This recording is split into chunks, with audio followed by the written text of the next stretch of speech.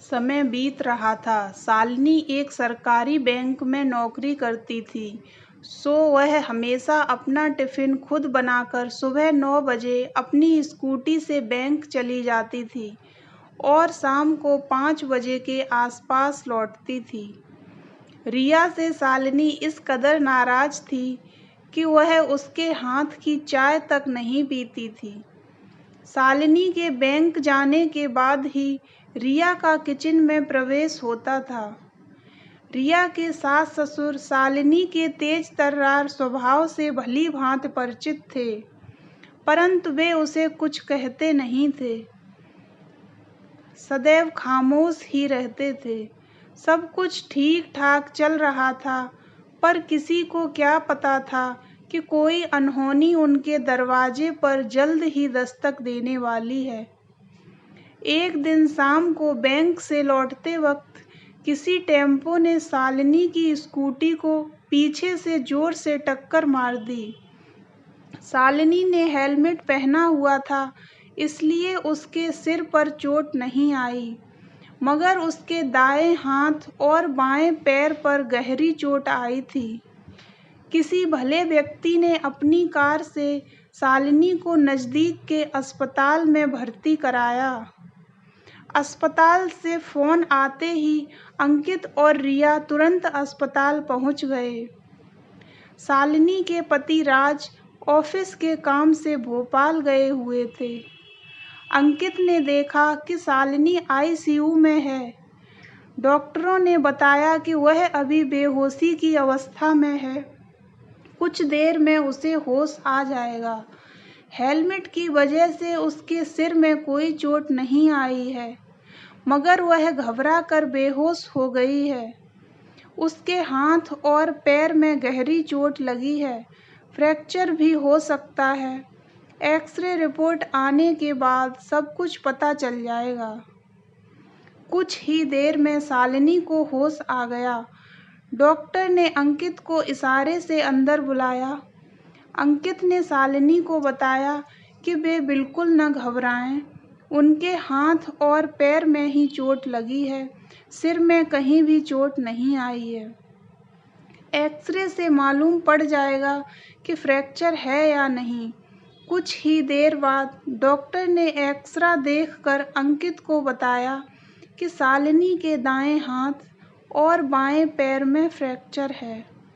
उन्हें करीब 1 सप्ताह तक अस्पताल में ही रहना पड़ेगा। अंकित ने फ़ोन द्वारा राज को घटना की सारी जानकारी दे दी।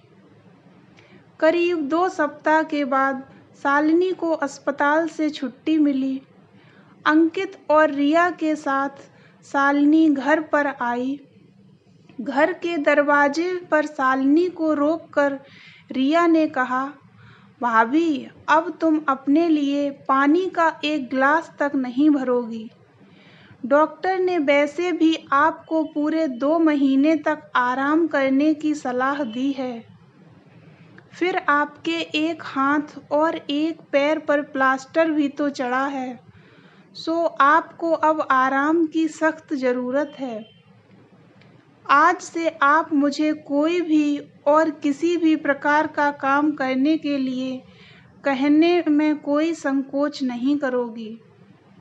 ऐसा मुझसे वादा करो, तभी आपको मैं घर के अंदर आने दूंगी।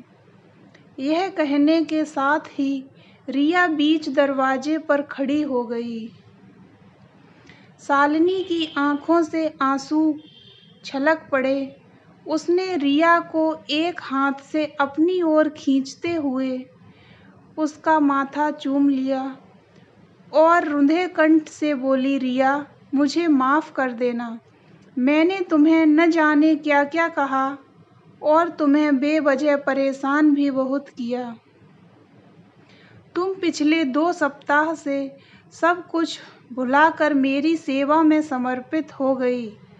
इतनी सेवा तो भला कोई अपना भी नहीं करेगा। रिया, तुम्हें इस घर में आए अभी 7 महीने ही हुए हैं, पर तुमने अपनी मृदुल वाणी और विनय भाव से हम सभी का दिल जीत लिया है। मुझे अंकित की पसंद पर आज बहुत ही गर्व हो रहा है।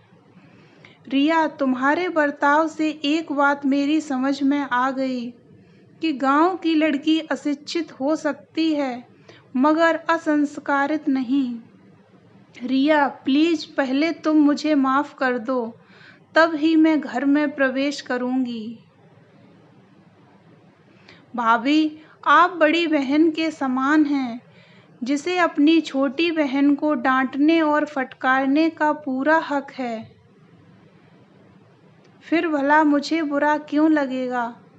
आप माफ़ी की बात करके मुझे शर्मिंदा मत करो। यह तो आपका प्रेम है भाभी। यह कहते हुए रिया ने अपनी जेठानी को बाहों में भर लिया। अरे भाई, देवरानी और जेठानी की डायलॉगबाजी खत्म हो गई हो तो हम घर के अंदर चलें क्या? मुझे और अंकित को जोर से भूख लगी है। दरवाजे के बाहर खड़े राज ने अंकित की ओर देखकर मुस्कुराते हुए कहा। हाँ हाँ भाई साहब, खत्म हो गई है हमारी डायलॉगबाजी। आप सब अंदर आ जाइए।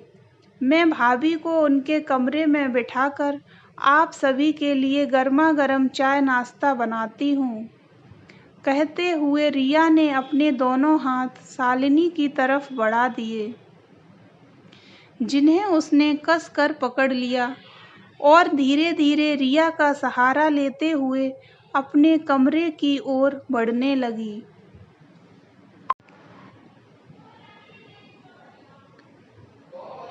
अरे भाभी, आप कहाँ खो गई हो? अब तो मेरा हाथ छोड़ो ना। आपने कब से इसे कस कर पकड़ रखा है? आपको बैंक जाने में देर हो रही है, रिया ने कहा। ओह सॉरी रिया, मैं तो अतीत में पहुंच गई थी। कहते हुए शालिनी ने रिया के हाथ से टिफिन लिया और अपने पति राज के साथ धीरे धीरे सीढ़ियों से उतरने लगी।